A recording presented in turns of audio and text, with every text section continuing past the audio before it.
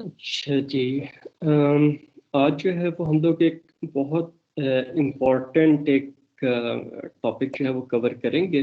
उससे हम लोग शुरू करेंगे और it is about generic data types. ठीक है, जेनेरिक डाटा टाइप्स का क्या मतलब है कि अब देखें, जिस तरह हम लोगों ने स्टैक इम्प्लीमेंट किया था या सॉर्टिंग के फंक्शंस इम्प्लीमेंट किए थे, तो अब देखो वो सिर्फ इंटीजर वैल्यूज़ के लिए हम लोगों ने किए थे ना।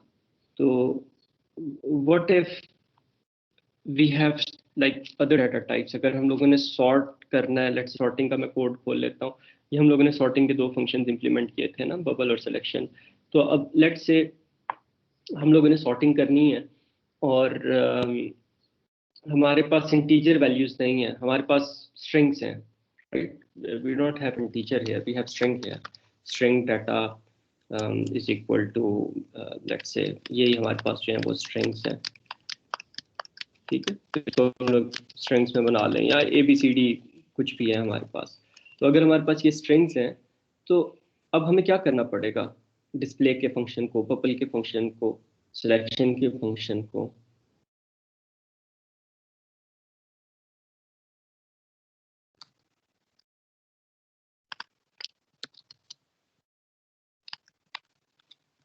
हमें नए फंक्शंस लिखने पड़ेंगे। मतलब जिससे हम लोग कहते हैं फंक्शन ओवरलोडिंग, कि इंटीजर टाइप के साथ एक फंक्शन हम लोगों ने ऑलरेडी इंप्लीमेंट किया हुआ, एक फंक्शन स्ट्रिंग के साथ लिख लेंगे। इसी तरह बबल का फंक्शन है, वो हम लोगों ने एक इंटीजर के लिए लिखा हुआ, एक हम लोग स्ट्रिंग के लिए लिख लेंगे। इसी तरह करेंगे ना।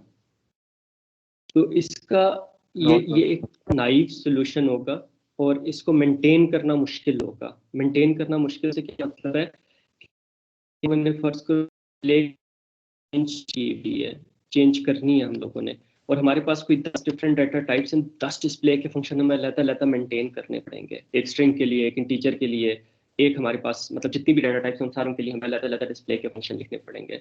तो हम लोग क्या करते हैं कि हर लैंग्वेज जो होती है वो आपको जेनेरिक्स की सपोर्ट देती है। ठीक है, जेनेरिक्स क्या होते हैं कि आप यहाँ पे जब फंक्शन लिख रहे होते हैं तो उसके अंदर जिस डाटा टाइप पे आप मतलब काम कर रहे हैं उसे आप जनरेट कर देते हैं। और जब आप उस फंक्शन को कॉल करते हैं तो आप कॉल करते हुए बता देते हैं कि किस डाटा टाइप के लिए आप इस फंक्शन को यूज करना चाह रहे हैं। ठीक है, तो इसको थोड़ा गौर से देखिएगा, बहुत सिंपल सी चीज है, लेकिन ये बहुत वाइडली यूज होती है सी प्लस प्लस में, और एक बहुत पावरफुल जो है वो एक चीज है। हमारी जो कोड मेंटेनेंस है वो बहुत आसान हो जाती है इससे। तो हम लोग क्या करते हैं, टेम्पलेट टाइप नेम टी। ठीक है, तो यहाँ पे हम लोग टेम्पलेट टाइप नेम टी भी लिख सकते हैं और टेम्पलेट क्लास टी भी लिख सकते हैं, दोनों लिख सकते हैं। I prefer time type name ना, तो मैं क्लास की जगह जो है आई प्रेफर की यहाँ पे टेम्पलेट टाइप नेम टी लिखा जाए।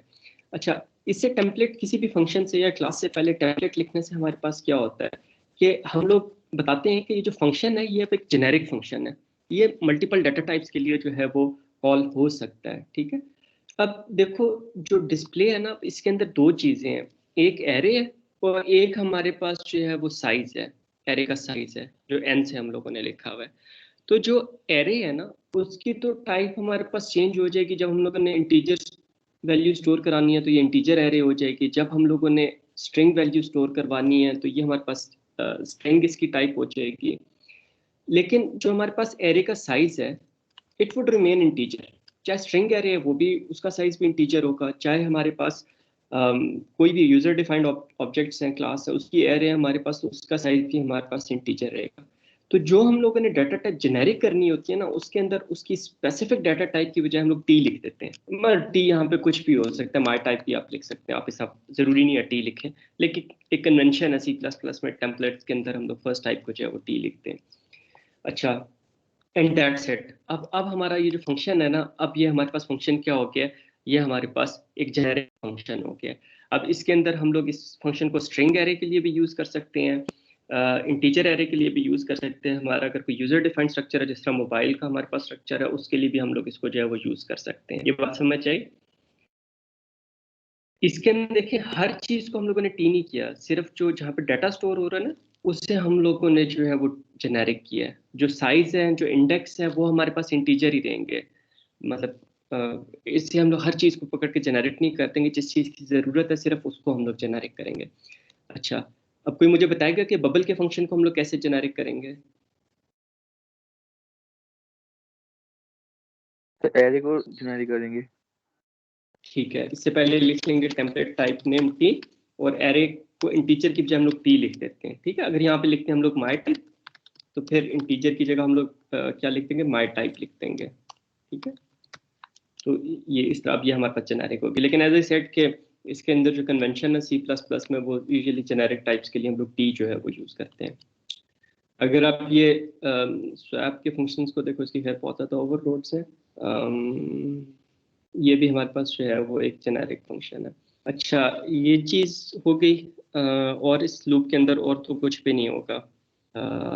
अगर यहाँ स्वैप का फंक्शन खुद इम्प्लीमेंट करते, फर्ज करें हम लोग ये कहते हैं ए जी, और को हम लोगों ने खुद से स्वैप कर रहे हैं, फंक्शन हम लोग कॉल नहीं करना चाहते, हम लोग क्या करते, अगर इंटीजर एरे होती तो हम लोग क्या लेते, integer temp is equal to A जे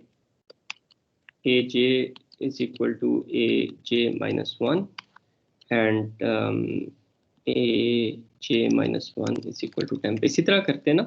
अगर स्वैप का फंक्शन हम लोग कॉल ना करते, हम लोग उसको खुद से वैल्यू को स्वैप, दो वैल्यूज को स्वैप कर लेते। तो यहाँ पे भी अब जब हम लोग इसको जेनेरिक कर रहे हैं, तो अब ये क्योंकि एरे से हम लोग एक वैल्यू इसके अंदर स्टोर करा रहे हैं, तो इसको भी हम लोग जेनेरिक कर देते हैं टी टेम्प, और फिर उसके बाद हम लोग उसके अंदर एरे की वैल्यू स्टोर करवा देते। ठीक है बेटा, ये बात समझ आ गई? अच्छा, और इसी तरह हम लोग सिलेक्शन को भी जेनेरिक कर सकते हैं, टेम्पलेट टाइप नेम टी, और फिर यहाँ पे हमारे पास टी हो जाएगा। ठीक है, यहाँ पे हम लोग स्वैप का फंक्शन एज इट इज रहने देते हैं।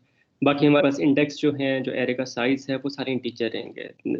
डाटा स्टोर करवाना है हम लोगों ने, सिर्फ देख के करना है कि कौन सी हमारे पास जो है वो कौन सा वेरिएबल है, कौन सी एरे है जिसको हम लोगों ने जेनरेट करना है। ये इनके सारे जहाँ जहाँ पे भी INT है सबको टी कर देना, इस तरह नहीं करना। ठीक है, अब देखें, जब हम लोग इस फंक्शन को कॉल कर रहे हैं, तो अब उसने क्या, इस फंक्शन ने C++ ने ऑटोमेटिकली बेसिकली देख लिया कि जो डाटा है वो स्ट्रिंग टाइप की एक एरे है, तो उसने ऑटोमेटिकली डिस्प्ले को जो टाइप पास की, वो उसने स्ट्रिंग की जो है वो पास कर दी। अदरवाइज हम लोग यहाँ पे खुद एक्सप्लिसिटली भी मेंशन करते हैं कि ये फंक्शन है, ये हम लोग स्ट्रिंग के लिए कर रहे हैं, और ये बबल फंक्शन, ये जो डिस्प्ले का फंक्शन है, इससे हम लोग देखते हैं कि हमारे पास जो है वो ये है वो काम करती सॉर्टिंग।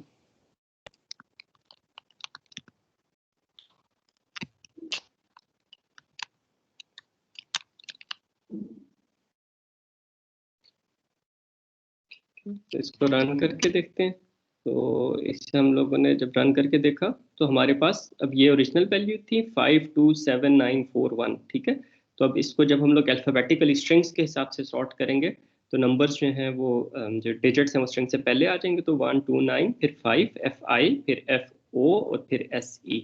ये हमारे पास जो है वो सॉर्ट हो गया, अब स्ट्रिंग्स जो है वो सॉर्ट हो गए। ठीक है, तो यहाँ पे अब ये फंक्शन, यही फंक्शंस हैं, ये हम लोगों ने स्ट्रिंग के लिए यूज़ किए। यही फंक्शन जो है वो हम लोग इंटीजर्स के लिए भी यूज़ कर सकते हैं। INT vals is equal to 52139। ठीक है, तो अब ये हमारे पास वैल्यूज़ आ गई, नंबर ऑफ वैल्यूज़ हमारे पास सेम है। तो अब हम लोग क्या करते हैं कि इसी को हम लोग डिस्प्ले के फंक्शन को अब क्या करेंगे, इंटीजर के लिए जो है हम लोग कॉल कर देंगे कि ये इंटीजर और इंटीजर।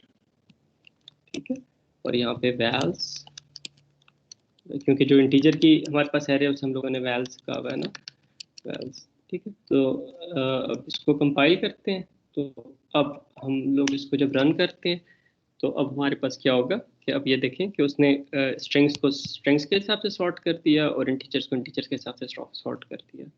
राइट, इसमें किसी को कोई कंफ्यूजन? बहुत सिंपल सी चीज़ है कि हम लोगों ने क्या किया है कि जो भी फंक्शन बनाते हैं उससे पहले हम लोग टेम्पलेट टाइप नेम टी लिख देते हैं, या टेम्पलेट क्लास टी लिख देते हैं। और जिस डाटा टाइप को हम लोगों ने जेनेरिक करना होता है, जिस तरह हम लोग सॉर्टिंग कर रहे हैं या डिस्प्ले कर रहे हैं एरे को, तो एरे की टाइप हम लोग जेनेरिक करेंगे, जैसे किसी भी टाइप की एरे पास हो जाए, तो वहाँ पे हम लोग उस स्पेसिफिक डाटा टाइप की जगह हम लोग क्या करेंगे, टी जो जेनेरिक डाटा टाइप हम लोगों ने यूज़ किया वो हम लोग उसको यूज़ कर लेंगे। ठीक है बेटे, ये बात समझ आ गई? इसमें किसी का कोई क्वेश्चन हो?